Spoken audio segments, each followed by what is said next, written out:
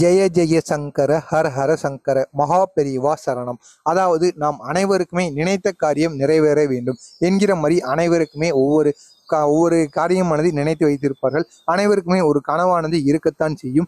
அது மட்டுமல்லாமல் பணம் வேண்டும், இந்த நேரத்தில் இது நமக்கு வர வேண்டும் என்கிற மாதிரி அனைவருக்குமே ஒரு காரியங்கள், நினைத்த காரியங்கள் கட்டாயமாக இருக்கும். அந்த நினைத்த காரியங்கள் அது வெற்றிகரமாக நடப்பதற்கு நாம் இந்த ஒரு செயலை செய்ய வேண்டுமாங்க. அதாவது விநாயகர் இருக்கிறார் அல்லவா, அந்த நம் பிரச்சனைகளை தீர்க்கக்கூடியவும், அது மட்டுமல்லாமல் நமக்கு இருக்கக்கூடிய எல்லா வித கஷ்டங்களை தீர்க்கக்கூடிய மும்மூர்த்தி, அதாவது முன்மை கடவுளாக இருக்கக்கூடிய விநாயகரை நாம் வணங்க வேண்டுமாம். அப்படி நாம் அந்த விநாயகரை வெறும் கோவிலுக்கு சென்று வணங்கினால் மட்டும் போதாதாங்க, தேங்காயை வைத்து இந்த ஒரு செயலை நாம் செய்ய வேண்டுமாம். இப்படி நாம் செய்வதனால் மிகப்பெரிய மாற்றங்கள் நமக்கு கட்டாயமாக நிறைவேறுமாங்க. அது என்ன ஒரு செயல்?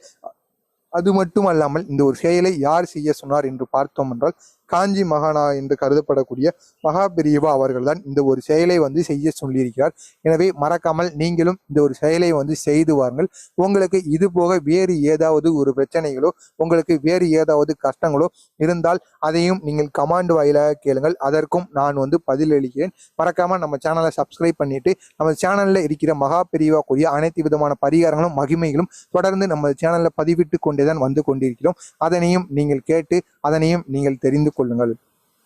அதாவது முதலாவதாக நாம் பார்த்து விடுவோம். இந்த தேங்காயை வைத்து நாம் என்ன செய்ய வேண்டும் என்று பார்த்தோம் என்றால், இதற்கு குறைந்தபட்சம் 7 தேங்காய்கள் இருக்கலாம், அல்லது 3 தேங்காய்கள் இருக்கலாம். உங்களால் எத்தனை தேங்காய்கள் வாங்க முடியுமோ அத்தனை தேங்காய்களை நீங்கள் வாங்கி வைத்துக் கொள்ளுங்கள். இதனை விநாயகருக்கு வருடத்திற்கு ஒரு முறையோ அல்லது 3 மாதங்கள் 1 மாதங்கள் என ஏதாவது ஒரு நாளை நீங்கள் தேர்வு செய்து வைத்துக் கொள்ள வேண்டும். அந்த நாளானது புதன், ஞாயிறு இந்த கிழமைகளாக இருந்தால் மிகவும் நல்லது. அன்றைய நாளன்று விநாயகருக்கு நீங்கள் அந்த 3 தேங்காய்களோ அல்லது 7 தேங்காய்களோ அதனை வாங்கி வைத்துக்கொண்டு அதனை சிவப்பு கலர் நூல் அல்லது மஞ்சள் கலர் நூலை இதற்கு நீங்கள் எடுத்துக்கொள்ள வேண்டுமாங்க. அப்படி அந்த நூல்களை எடுத்துக்கொண்டு அதன் குடுமி இருக்கிறது அல்லவா, அதன் குடுமி வழியாக நீங்கள் அந்த 3 தேங்காய்களையும் நீங்கள் மாலை போல் செய்து கொள்ள வேண்டுமாம். ஒரு தேங்காய் போல் நீங்கள் அந்த நூலை கோர்த்து விட்டதற்கு அப்புறமாக நிறைய முடித்துக்கள் அதாவது குறைந்தபட்சம் 9 முடிச்சுகள் வரை போட்டுவிட்டு அதற்கு அப்புறமாக இன்னொரு தேங்காய்க்குள் நீங்கள் கோர்க்க வேண்டுமாம். இதனை போன்று 3 அல்லது 7 தேங்காய்கள் வரை நீங்கள் கோர்த்து விட்டு அதற்கு அப்புறமாக அருகில் உள்ள விநாயகர் கோவிலுக்கு சென்று அதனை நீங்கள் மாலை போல் போட்டு உங்களுக்கு என்னென்ன வேண்டுதல்கள் இருக்கிறதோ அனைத்து விதமான வேண்டுதலையுமே நீங்கள் செய்து விட வேண்டுமாம். அதற்கு அப்புறமாக காலை நேரத்தில் இந்த செயலை நீங்கள் செய்தீர்களோ அல்லது நீங்கள் செய்த உடனேயே சில நேரங்கள் நீங்கள் வேண்டிய பிறகு அதற்கு அப்புறமாக அந்த தேங்காயை எடுத்து நீங்கள் என்ன செய்ய வேண்டும் என்று பார்த்தோம் என்றால், விடலை போட வேண்டுமாங்க. விடலை போட்டு இல்லாதவர்களுக்கு அந்த தேங்காயை அவர்களை எடுக்க வேண்டும். நீங்கள் அந்த தேங்காயை பிறக்கவோ அல்லது எடுக்கவோ நீங்கள் உண்ணவோ கூடாதாங்க. வேறு யாராவது தான் அந்த தேங்காயை எடுத்து உண்பது, வேறு செயல்களை செய்ய வேண்டுமாம். நீங்களே விடலை போட்டு அந்த தேங்காயை எடுப்பதனால் இந்த பரிகாரத்திற்கு எந்த ஒரு பலனுமே இல்லாமல் போய்விடுமாம். எனவே இந்த தேங்காய்க்குரிய இந்த ஒரு பரிகாரத்தை நீங்கள் செய்து வாருங்கள். விநாயகருக்கு இதனை போன்று நீங்கள் இந்த தேங்காயை வைத்து பரிகாரங்கள் செய்யுங்கள்.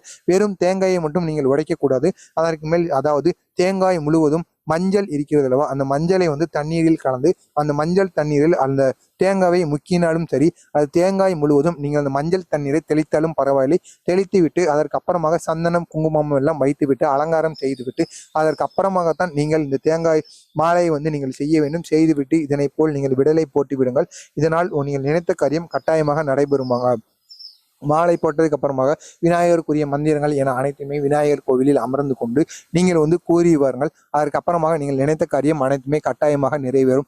உங்கள் நினைத்த காரியம் என்னவோ அதையெல்லாம் நீங்கள் கூறி விநாயகரிடம் இதனை நீங்கள் கூறி வாருங்கள். இதனால் நீங்கள் நினைத்த காரியம் கட்டாயம் நடக்க அதிகப்படியான வாய்ப்புகள் இருக்கிறதாம். எனவே மறக்காமல் இந்த ஒரு செயலை மட்டும் நீங்கள் செய்து வாருங்கள். 3 மாதங்களுக்கு ஒரு முறையாவது கட்டாயம் நீங்கள் இதனை செய்யுங்கள். அப்பொழுதுதான்